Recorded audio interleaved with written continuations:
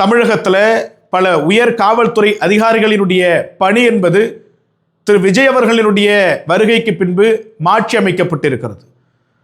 திரு விஜய் அவர்கள் முதலமைச்சராக பதவி ஏற்றதற்கு பின்பாக பல துறைகளில் மிக முக்கியமான மூத்த அதிகாரிகளை நியமனம் செஞ்சிருக்கிறார்.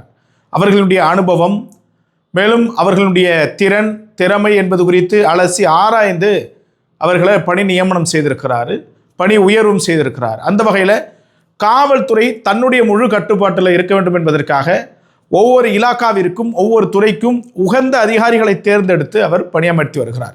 அந்த வகையில் தான் காவல்துறை கண்காணிப்பாளராக இருக்கக்கூடிய திரு மயில்வாகரன் சார் அவர்களுக்கு Chennai special team criminal investigation டிபார்ட்மெண்ட்டில் சிறப்பு பதவி கொடுக்கப்பட்டிருக்கிறது காவல்துறை கண்காணிப்பாளராக. இதனால் அந்த பகுதியில் நடக்கக்கூடிய பல்வேறு குற்றங்கள் கட்டுப்பாட்டுக்குள்ள வரும் என்பது குறித்தும், மேலும் திரு மயில்வாகரன் சார் அவர்கள் பல்வேறு மாவட்டங்களில் பணிபுரிஞ்சிருக்கிறாரு. மக்கள் மத்தியில் அவருக்கு ஒரு நல்ல பேர் இருக்குது. குறிப்பிட்ட ஜல்லிக்கட்டு போராட்டத்தில் அவர் கையாண்ட விதம் என்பது பலருக்கும் எடுத்துக்காட்டாக அமைந்தது.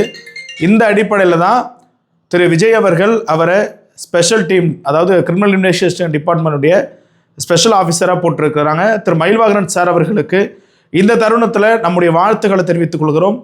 தமிழகத்தில் குற்றங்கள் குறைய வேண்டும், தமிழகத்தில் குற்றங்களே இல்லாத ஒரு சூழல் வர வேண்டும். அதற்கு முதலமைச்சர் திரு விஜய் அவர்கள் உரிய நடவடிக்கை எடுப்பார் என்று நம்புகிறேன்.